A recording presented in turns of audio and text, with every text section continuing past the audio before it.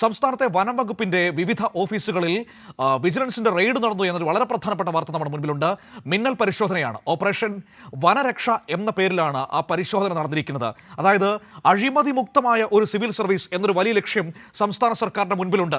അതിനു വേണ്ടിയിട്ട് ഏതെങ്കിലും തരത്തിൽ അഴിമതിയുടെ സൂചനകൾ എവിടെയെങ്കിലും ഉണ്ടെങ്കിൽ അതിനെ പ്രതിരോധിക്കുക, അതിനെ തടയുക, അങ്ങനെ ചെയ്യുന്നവർക്ക്, കൂട്ടുനിൽക്കുന്നവർക്ക് ശിക്ഷ ഉറപ്പാക്കുക എന്നതാണ് ഇങ്ങനെയുള്ള മിന്നൽ പരിശോധനകൾ കൊണ്ട് ലക്ഷ്യമിടുന്നത്. നേരത്തെ എക്സൈസ് വകുപ്പിലൊക്കെ ഓപ്പറേഷൻ സിപ്പ് എന്ന പേരിലൊക്കെ ഇതേ രീതിയിൽ പരിശോധന നടന്നിരുന്നു. RTO ഓഫീസുകളിൽ കുറച്ച് നാളുകൾക്ക് മുൻപ് നടന്നിരുന്നു. അങ്ങനെ പ്രധാനപ്പെട്ട വിഷയങ്ങളൊക്കെ നമ്മുടെ മുൻപിലുണ്ട്.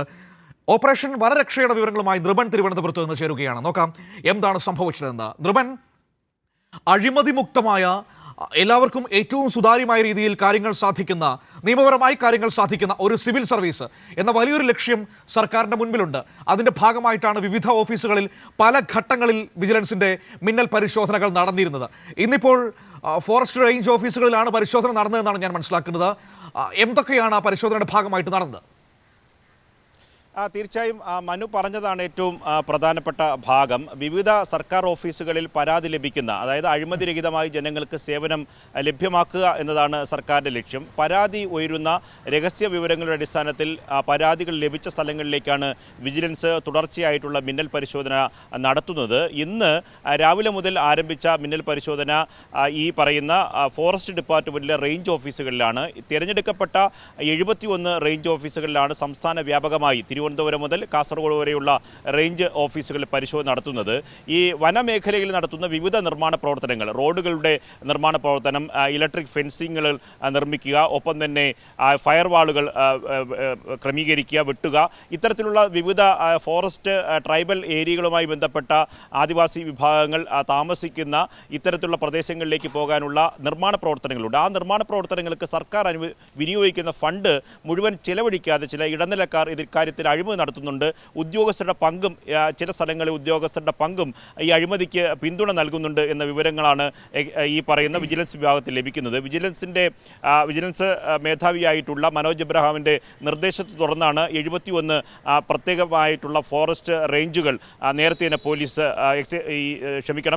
വിജിലൻസ് വിഭാഗം സെലക്ട് ചെയ്ത് ഇതിൻ്റെ അടിസ്ഥാനത്തിലുള്ള പരിശോധനയാണ് നടത്തുന്നത്. നേരത്തെ മനു സൂചിപ്പിച്ചതുപോലെ ഈ ഫോറസ്റ്റ് വിഭാഗത്തിൽ മാത്രമല്ല, ഓണക്കാലത്തിന് മുമ്പ് തന്നെ എക്സൈസ് വിഭാഗത്തിൽ പ്രത്യേകം പരാതി ലഭിച്ച, ഓണക്കാലത്തിന് മുമ്പ് തന്നെ പലതരത്തിലുള്ള ഈ പണം വാങ്ങിക്കൊണ്ടൊക്കെ തന്നെ പലതരത്തിലുള്ള ഈ അഴിമതി നടത്തുന്നു, എക്സൈസ് ഉദ്യോഗസ്ഥർ നടത്തുന്നു എന്ന തരത്തിലുള്ള വിവരങ്ങൾ ഈ വിജിലൻസ് വിഭാഗത്തിൽ ലഭിച്ചു. ഇതിൻ്റെ അടിസ്ഥാനത്തിൽ പരിശോധന അവിടെ നടത്തിയതാണ്. ഒപ്പം തന്നെ സബ് രജിസ്റ്റർ ഓഫീസുകളിൽ ആധാരമെഴുത്തുകാരുടെ ഒത്താശയോടുകൂടി വ്യാപകമായി ഉദ്യോഗസ്ഥർ പണം പിരിച്ചെടുക്കുന്നു എന്ന വിവരം വിജിലൻസ് വിഭാഗത്തിന് നേരത്തെ തന്നെ ലഭിച്ചിരുന്നു. അത് ഓപ്പറേഷൻ സെക്യൂർ ലാൻഡ് എന്ന തരത്തിലുള്ള ഒരു വിജിലൻസിൻ്റെ ഒരു പ്രത്യേക ഒരു മിന്നൽ പരിശോധന രീതിയാണ് അന്ന് നടത്തിയത്. അങ്ങനെ ഉദ്യോഗസ്ഥരുടെ നിന്ന് പോലും അന്ന് 1,50,000 രൂപ നേരിട്ട് ഉദ്യോഗസ്ഥരുടെ പക്കൽ നിന്ന് പിടിച്ചെടുത്തു. ഒപ്പം തന്നെ ഈ ആധാരമെഴുത്തുകാരായിട്ടുള്ള ഏജന്റുമാരിൽ നിന്ന് ഏകദേശം 9.5 ലക്ഷത്തോളം രൂപ അന്ന് വിജിലൻസ് സംഘം നേരിട്ട് പിടിച്ചെടുത്തതാണ്. അതിൻ്റെ കേസുമായി ബന്ധപ്പെട്ട നടപടിക്രമങ്ങൾ മുന്നോട്ട് പോകുന്നു.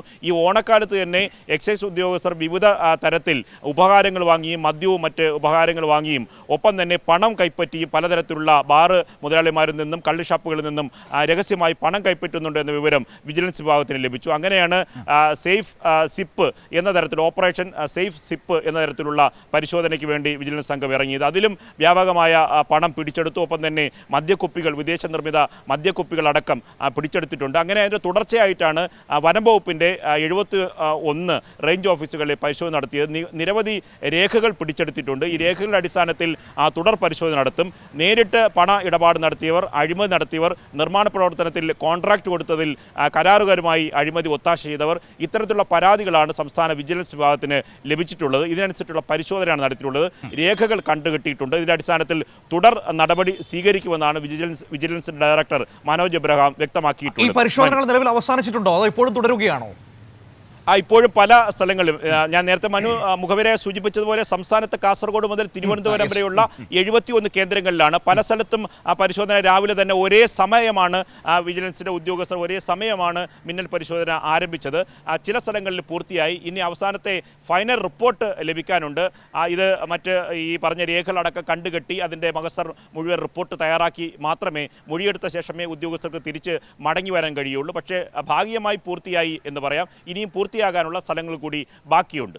തീർച്ചയായും നിർമ്മൻ, നമ്മൾ ഈ സംസാരിച്ചപ്പോൾ പറഞ്ഞതുപോലെ ഇതിൽ ഏറ്റവും പ്രധാനപ്പെട്ട ലക്ഷ്യമെന്ന് പറയുന്നത് ഒരു അഴിമതിരഹിതമായ സർക്കാർ സേവനം എന്നതാണല്ലോ.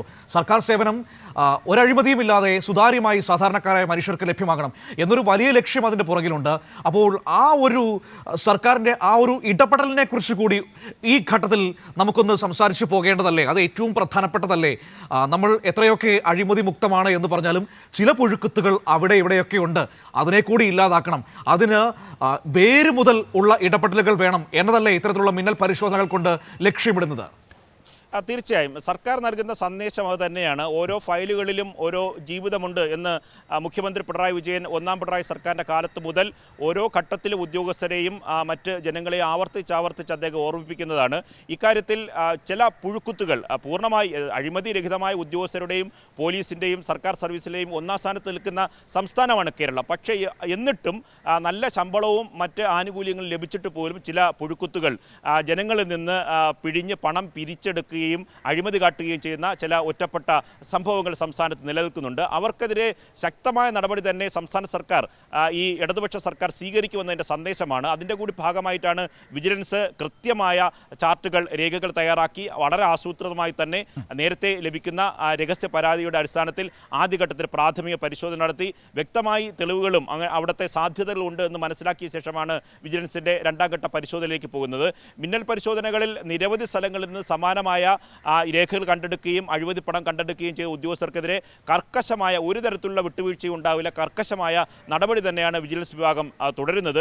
ഇത്തരം കേസുകളുമായി ബന്ധപ്പെട്ട് ഒരു തരത്തിലുള്ള ഇളവും സംസ്ഥാന സർക്കാരിൻ്റെ ഭാഗത്ത് നിന്ന് ലഭിക്കില്ല എന്ന കാര്യം മുഖ്യമന്ത്രിയും ആഭ്യന്തര വകുപ്പും പലതവണ ആവർത്തിച്ച് വ്യക്തമാക്കിയതാണ്. അതുകൊണ്ട് തന്നെ ഈ വിജിലൻസിൻ്റെ പരിശോധനകൾ സംസ്ഥാനത്ത് ഇനിയും കാര്യക്ഷമമായി വ്യാപകമായി തുടരാൻ തന്നെയാണ് സർക്കാരിൻ്റെ തീരുമാനം. മനു നേരത്തെ സൂചിപ്പിച്ചതുപോലെ സർക്കാരിൻ്റെ കാര്യക്ഷമമായ ഇക്കാര്യത്തിലുള്ള ഇടപെടലാണ്.